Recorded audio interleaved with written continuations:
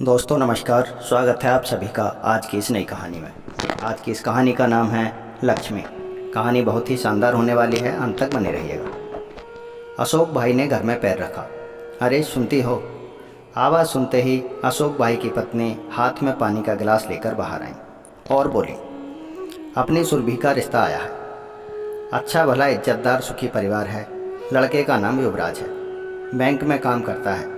बस सुरभि हाँ कह दे तो सगाई कर देते हैं। सुरभि उनकी एकमात्र लड़की थी।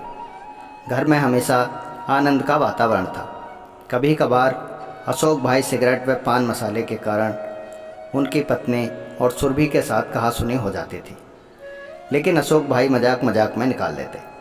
सुरभि खूब समझदार और संस्कारी थी। एसएससी पास करके ट्यूशन सिलाई का काम करके पिता की मदद करने की कोशिश करती।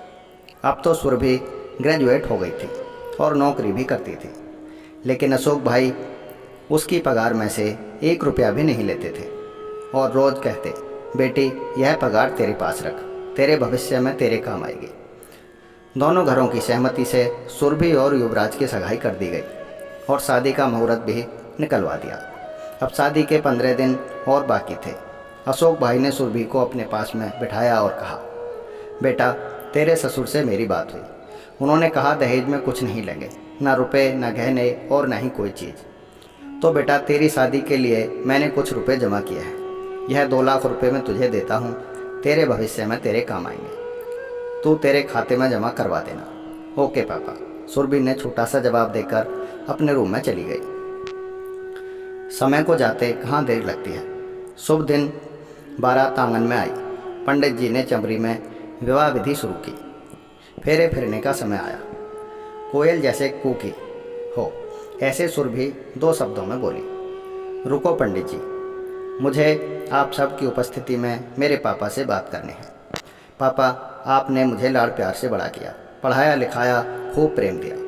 इसका कर्ज तो चुका सकती नहीं, लेकिन युवराज और मेरे ससुर जी की सहमति से आपने दिया 2 लाख रुपए का चेक मैं वापस देती हूँ। इन रुपयों से मेरी शादी के लिए हुए उधार वापस दे देना और दूसरा चेक 3 लाख का जो मैंने अपनी पगार में से बचत की है। जब आप रिटायर होंगे तब आपके काम आएंगे। मैं नहीं चाहती कि आपको बुढ़ापे में आपके किसी दोस्त के आगे या किसी के आगे हाथ फैलाना पड़े। अगर मैं आपका लड़का होती तब भी इतना तो करती। वहाँ पर सबकी नज़र सुरभि पर थी। पापा अब मैं आपसे जो दहेज में मांगूँ वो दोगे? अशोक भाई भारी आवाज़ में बोले, हाँ बेटा। इतना ही बोल सके। तो पापा मुझे वचन दें, आज के बाद सिगरेट को हाथ नहीं लगाओगे, तम्बाकू पान मसाले का व्यसन आज से छोड़ दोगे। सबकी मौजूदगी में दहेज में बस इतना ही मांगती हूँ। लड़की का बाप मना कैसे करता। शादी में लड़की की विदाई के समय कन्या पक्ष को रोते देखा होगा, लेकिन आज तो बारातियों की आंखों में भी आंसुओं की धारा निकल चुकी थी।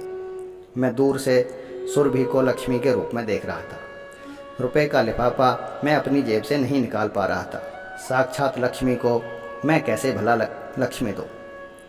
दोस्तों कहानी पसंद आई हो तो चैनल को सब्सक्राइब करें, लाइक करें, कमेंट करें और बेल आइकॉन दबाना ना भूलें। धन्यवाद।